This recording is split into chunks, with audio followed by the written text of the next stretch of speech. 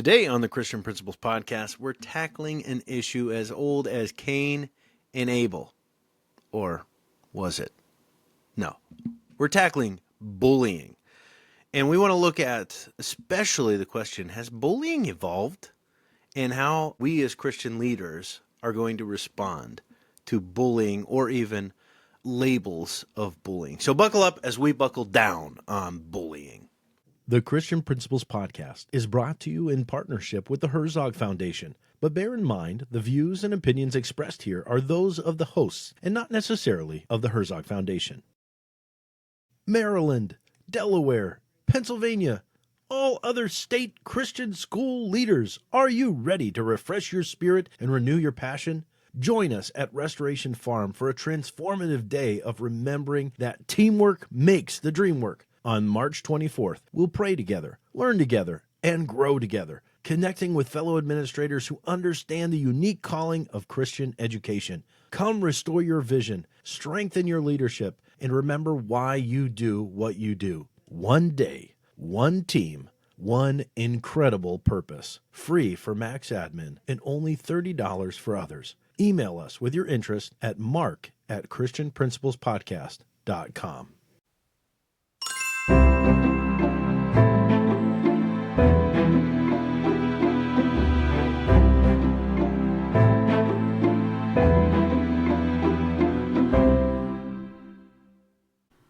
Welcome to the Christian Principles Podcast. I'm Matt George. And I'm Mark Zockel. And I'm Shannon Juris. We are so pumped to have Shannon back with us, but She's back. not. She's back, but Kind she's of. not. Yeah, she's back, but she's not, because we can't see her face. She's there somewhere. We're going to have to start sending our guests with, like, microphones and cameras, or something, so that we can get as high quality output. And you'd much rather stare at somebody else's face than ours anyway, if you are taking advantage of this on YouTube or Spotify. So anyway, let's get to it. We're talking about bullying tonight, right, Matt? That's what you told me. That's what we Well, prepared for. That's I why we told brought you- Shannon here. And I That's said why if we you didn't do made it, Shannon be here. I would be We taking your did lunch not money. give her a choice.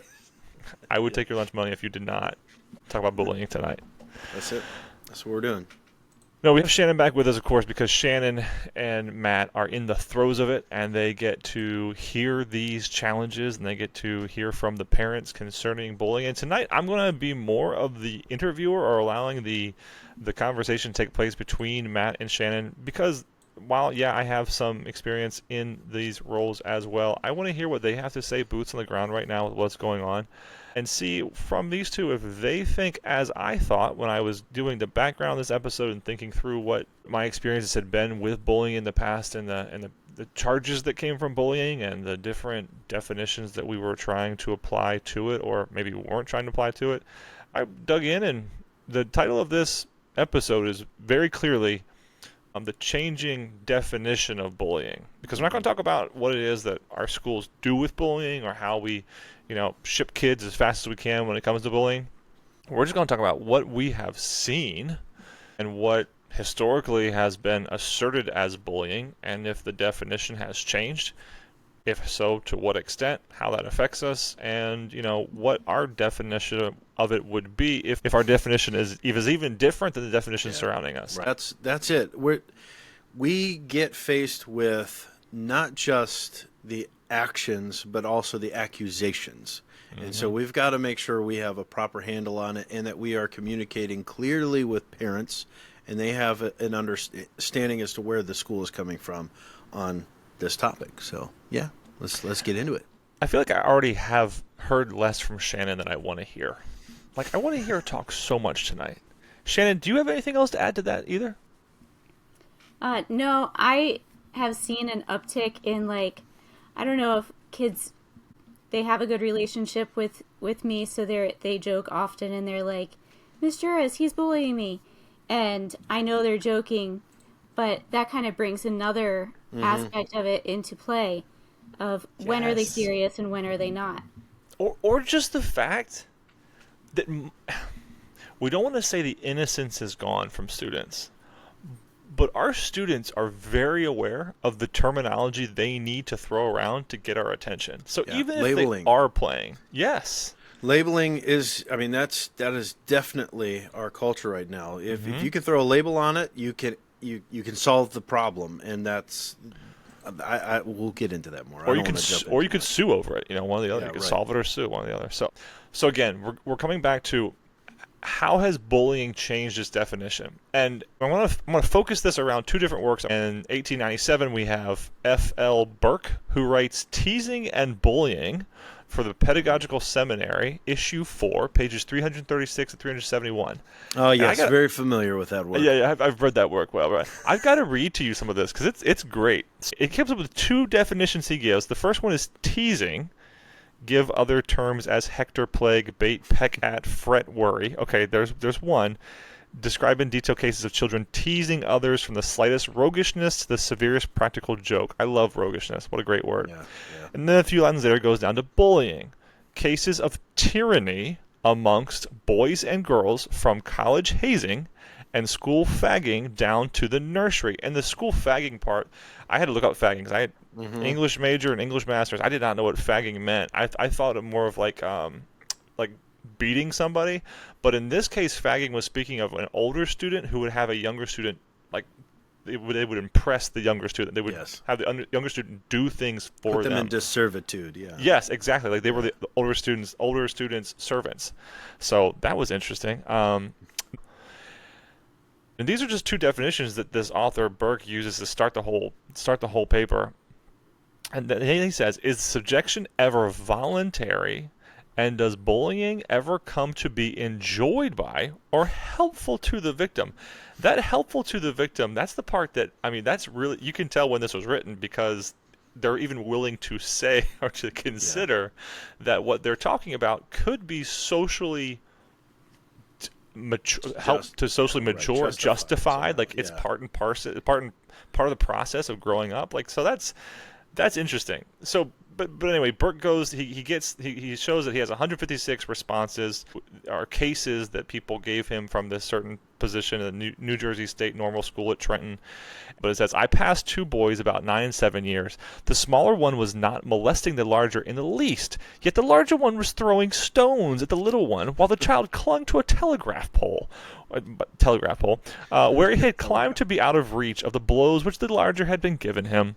The little fellow trembled as each stone came nearer and nearer. The other seemed to take a fiendish delight in what he was doing. Finally, he went down and began to pull the small boy's feet from under him as the ladder would fall on the sharp stones beneath. The little one now climbed down. The larger one seized the other's hat, threw it down the railroad track. He laughed, and the little one timidly went for it. So this is just a teacher who's been given the job of recording actions of students against other students. They're letting it go on so that they see, the animals in nature, so to speak. Like they're watching what's going on without interfering. The second one, Myrtle 3, pinched the baby in her mother's absence and made it cry. On the mother's return, she denied that she had touched the baby. So really quick, Shannon and Matt, any reactions to that 1897 article written about bullying and teasing, even just from what that little bit I read? My first response was kind of like yours. I read all of those dialogues that were submitted for the study, and I was like, why are they just standing there letting these things happen? I feel bad for smiling right now, but it is kind of funny thinking back, like they weren't supposed to do anything. At least in this situation, anyway. Yeah, they're just recording because I mean, this is the way in the 1880s of how you're collecting data. You can't pull up the video camera and say, okay, let's look at this and analyze it. You're just writing down the event. But yeah, I mean, what it does point out to me again is our world hasn't really changed that much. That's my big thing is that even in 1880s. We're looking at this behavior and we're saying, what do we call this? Mm-hmm. What do we call this and how do we handle it? And, what is the right way to handle it? And that's what education is all about. So at that level, I'm very thankful that, we can look back and say, hey, we're not lost. We're not the only ones worrying about this, struggling with this. We've been struggling about it forever.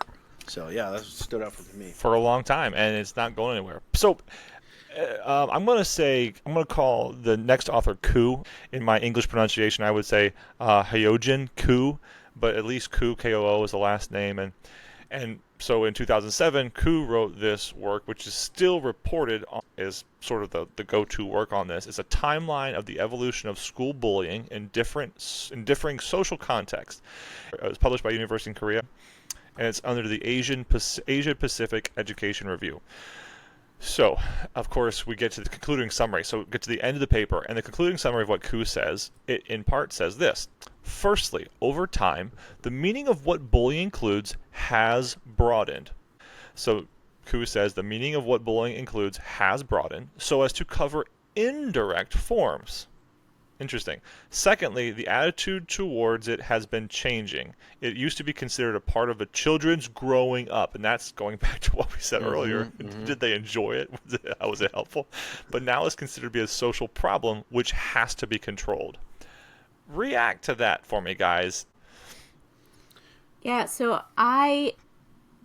one of the articles that I read mentioned that bullying by name was not really mentioned until like the 19th century. So the pattern of bullying, though, was described in papers like the Burke article, but it was just kind of seen as a part of, interpersonal, everyday part of life, and it was kind of kept more private. It was seen as a matter of between two individuals or more individuals, but it was a personal matter. And now I think there's much more awareness of it.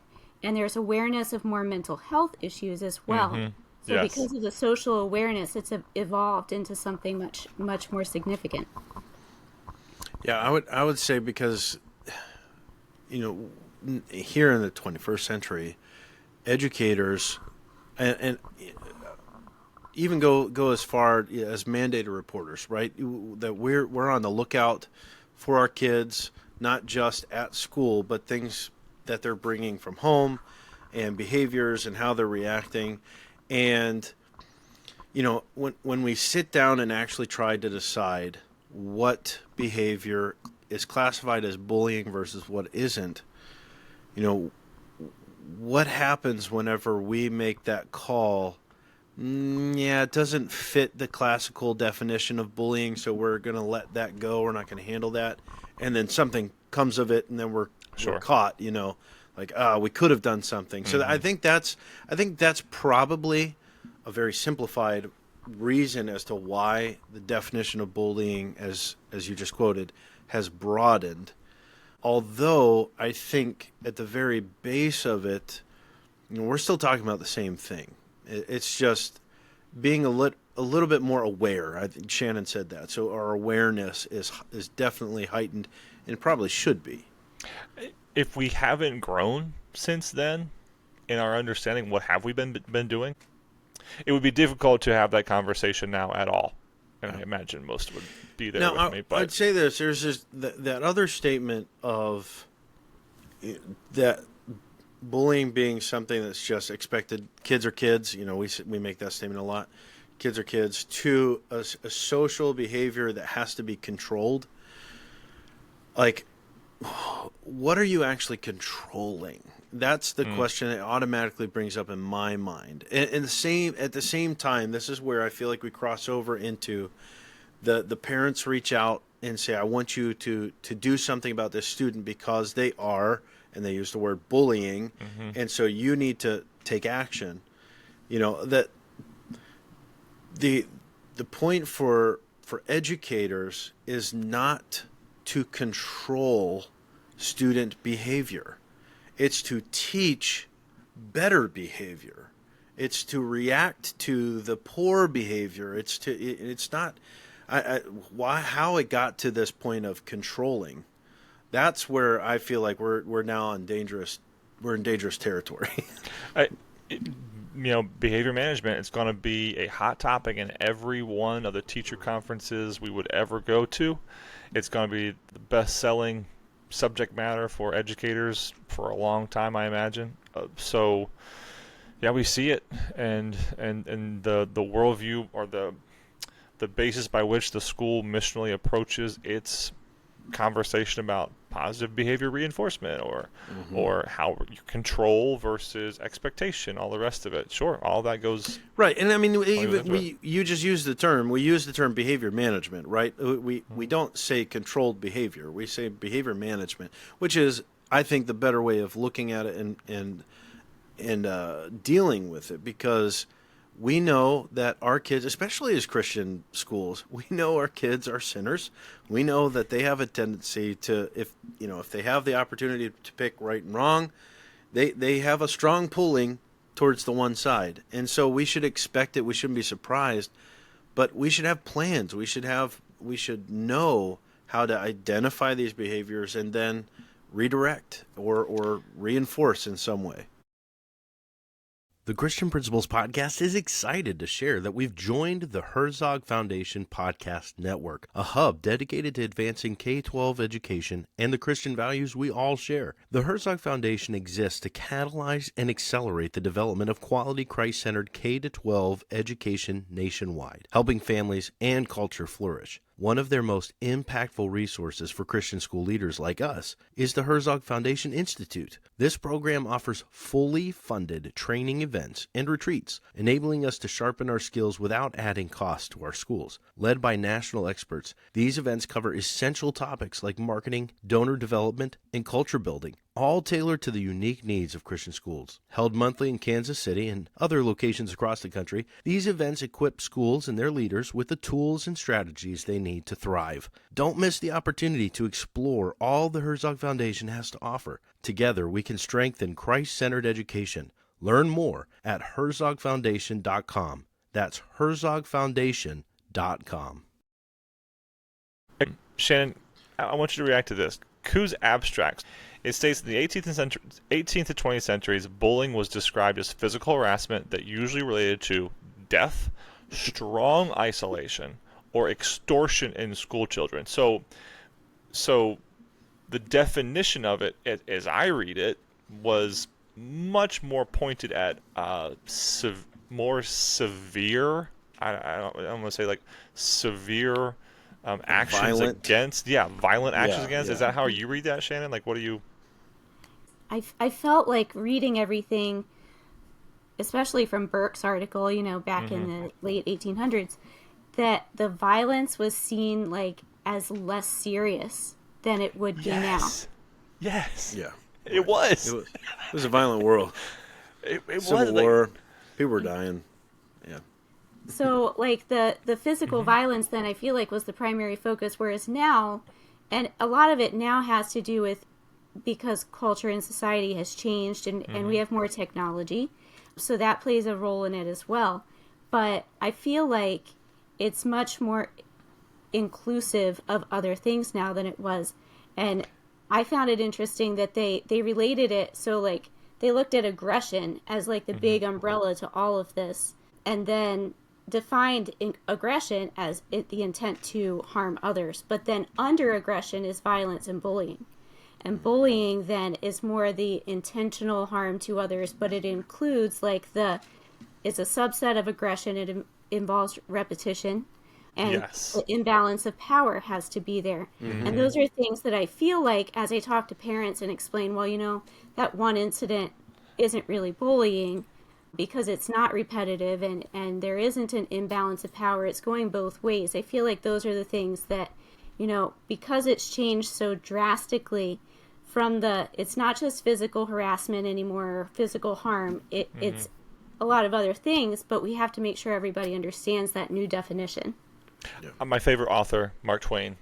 I think about Huckleberry Finn, who of course is not supposed to be some kind of saint. He's definitely he's supposed to be the pure human heart that overcomes even the horrendous vision of the horrendous vision he should have had against Jim and against race. That he overcomes that because he's so pure of heart. But imagine those boys playing on the Mississippi River by themselves. Their auntie just lets Tom and he goes play. He's not supposed to play with Huck, but he does. And the other boys come in. They have their pirate gang and things like that. I imagine those were again more violent than the current young man playing, like the current son going and playing with his friends, I imagine the body contact between them. I imagine that as being much more violent. Sounds in this case, I don't mean they're brutal making violent. blood. They were making blood oaths. They were cutting exactly their fingers right. and doing all kinds of stuff. Yeah, Doing yeah. crazy stuff. That was nothing. Whereas now the hangout is, we're going to go play video games. We're going to do something more in a more controlled manner. So let's go cut your warts off. Let's go. sling a dead cat around, right? So it is interesting, and but again, we are where we are, so we're not going to put our mindset on that necessarily. Also, stop and think that I'm loving how historical this conversation is. I'm just going to say I feel like I'm in my element. I love this, but the toll that kind of trauma, physical trauma, takes on the mind. That wasn't really dug into until after World War I, into the 1950s and the 1960s. So it was just shell shock. That's all it was. It's just shell shock, right? Yeah, and even that, it was cowardice before they got to shell shock. So, that having all of that, like the physical aggression, but Shannon mentioned about the repetition. The term I think that we just used was extortion as well. Like that, you're using your position, lording that over another person to gain something, to benefit from that, and even in the little narratives that, or the little data collection that we saw in the 1800s, where the only thing that sometimes they benefit is that they were entertained, but that was their benefit, that they benefited from that. So we that kind of thing is going to, I think, always remain the same, but it's nuanced. It's not as obvious anymore. It's now just that I can ping your phone every so many minutes or so many hours and just remind you that you are under my thumb. Yeah. That's that kind of thing. It's very not necessarily more difficult to see, but it comes in many different forms. Sure. Let me smash these next 2 points together to keep us moving, but Koo does state in the summary as well. However, in contrast to forms of bullying in earlier times, the first descriptions of bullying as one are a few physically strong boys. We talked about that. Directly and harshly treating weaker ones. We talked about that one. Bullying in modern contexts includes more psychological and verbal threatening as well. Moreover, the meaning and forms of bullying have been expanded through the years and developed as including mean gestures and facial expression, gossiping, and spreading rumors. So whereas before it was hands on the other child, now, and in later contexts of bullying discussions, it includes the gestures, facial expressions, gossiping, spreading rumors.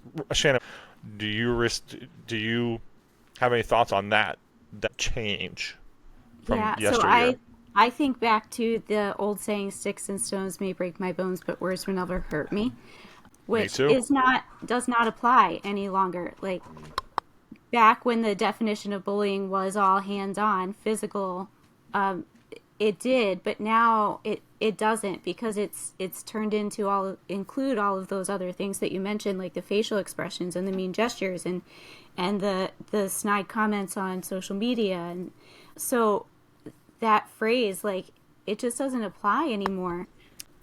So, yeah, the more verbal taunting and the social exclusion and things like that have really changed things.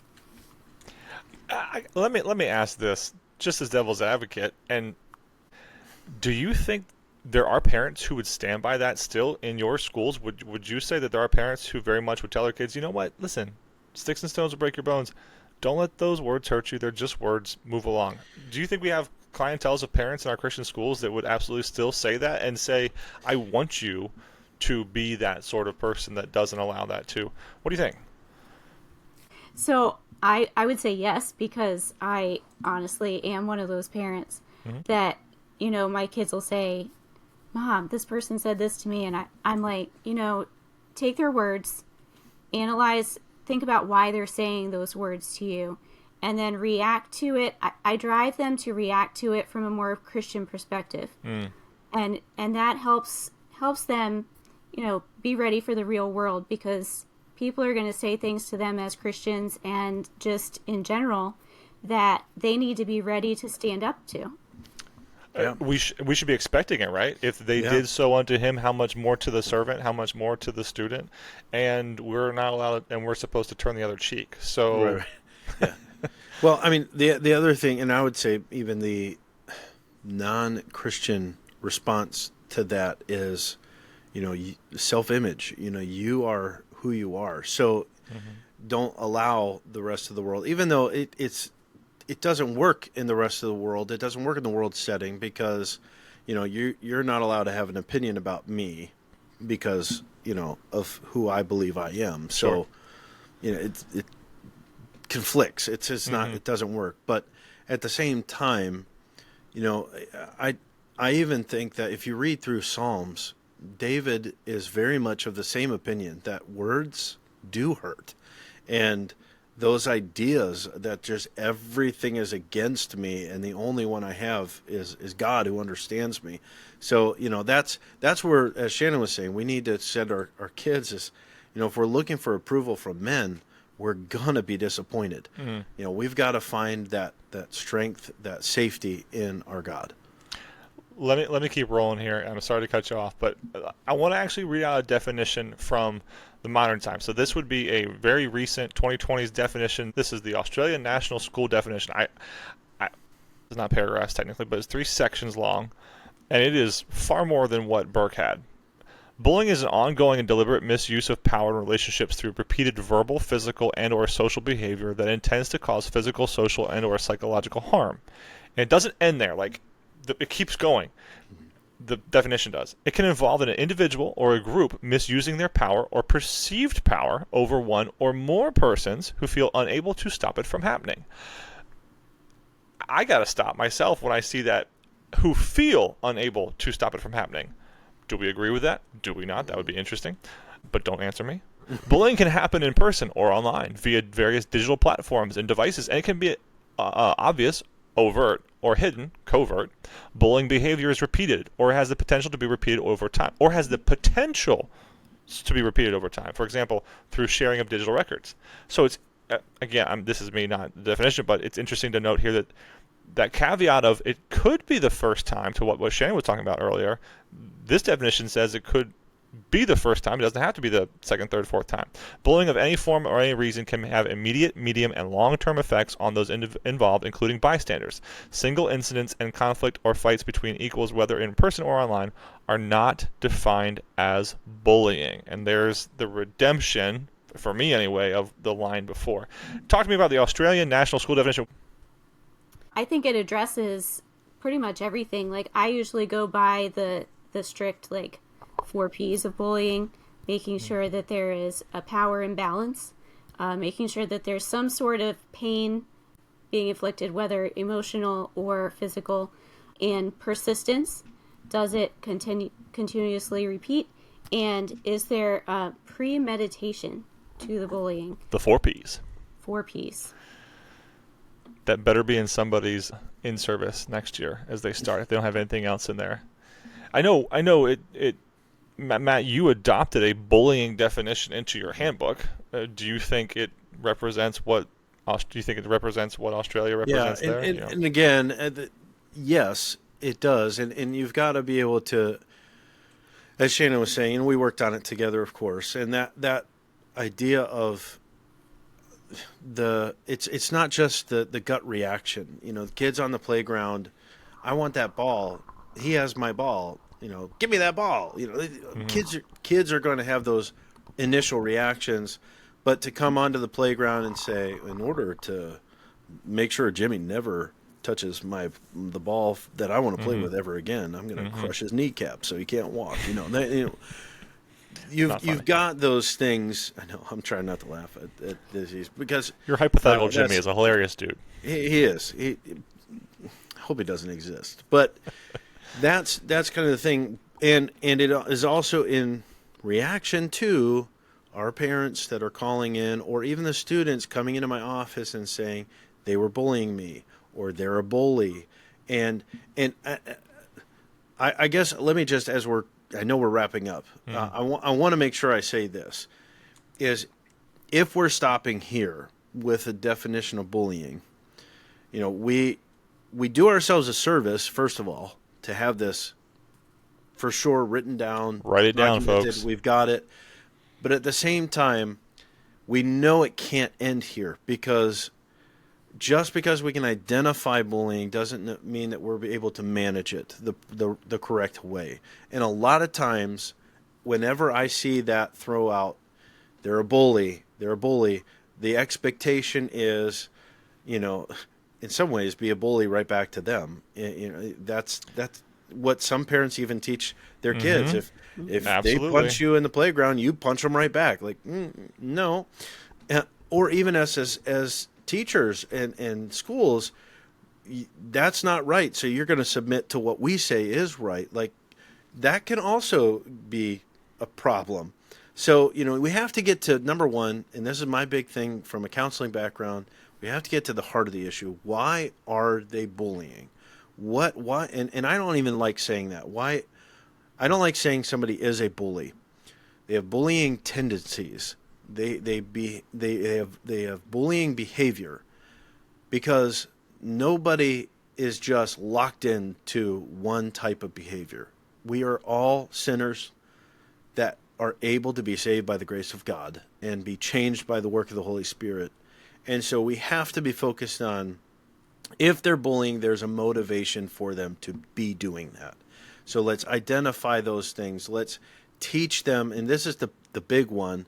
We really need to teach our kids empathy. And sometimes that's almost impossible for them to do until a certain age. Like, it's just mentally impossible for them to understand what somebody else might actually think or feel.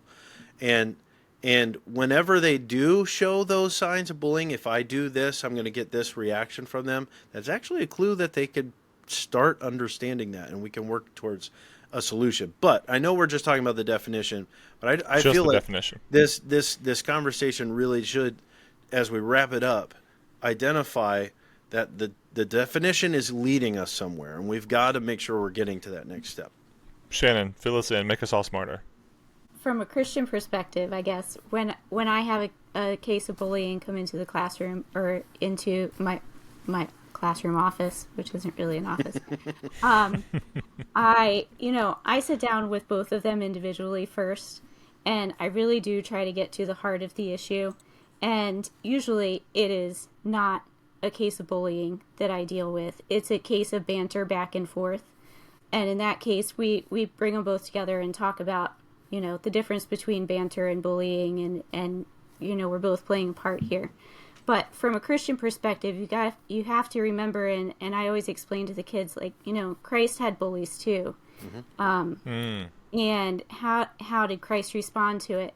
And I think directing it back to that, they usually get a grasp on, like, oh, we have to handle it differently. So, you know what? We will have to come back, as we keep saying about every other episode, to come back and talk about this more. But I think we have shown what we were set out to do, was to look at the definition of bullying as it was, what it was, and talk about it in the present and how we would be defining it, perhaps. We didn't even touch on how certain definitions in the modern era will talk about systemic bullying and issues that were, we'll see political terminology creep into these as well. So we didn't talk about that. There's other places for us to go. But Matt, could you read to us our Christian Administrator Spotlight? We're shouting out Andrew Fry, principal at Colonial Christian School out there in Indianapolis, Indiana. Yep. He's one of those guys that did one of those career shifts from when he was pursuing his degree, his undergraduate. I believe he was into an engineering degree and then switched over to math ed, because why not? Who wouldn't? And then, of course, became an administrator. I know a lot of people who wouldn't do that. There's lots of people out there who would never switch to education, actually. A lot of people switch from education somewhere else because, well. But then since 2019, he's been an assistant principal, and then now filling out that position as principal. And we've been told he's got some great ideas on how to live off of a Christian school salary. So Yes. we're going to be bringing him on the podcast He's- here shortly. He told us he was going to come on, but in the meantime, I'm going to pray for him right now. That's right. Let's pray. Father in heaven, I thank you so much for Mr. Fry. I thank you for the work he's put in there in Indianapolis at Colonial for you. Bless him now in his work. It could very well be that he's had over the weekend a bullying issue sitting on his desk that he has to come back to and work through in the upcoming weeks, or as perhaps not over the weekend, but perhaps in the days to come. Give him specific grace there, and the rest of our brothers and sisters who are dealing with that now. And might those involved be seeking your glory ultimately as we do. We thank you for him and his work and the work there at CCS of Indy. Amen. All right. Thank you, Andrew. And thank you, Shannon, for coming in and talking with us again. Thank you, Shannon. Thank you, Shannon. Always so better much. because you're here. I'm stronger when you are here. You come in more prepared than I am, and that's saying something. Well, yeah. I'm It is. definitely more prepared than Matt. Matt doesn't do anything. He's a lump. No, but we're very thankful to be bringing to our attention these things that we might just gloss over, but these topics need our attention, and perhaps there's other topics that you want us to discuss, like bullying.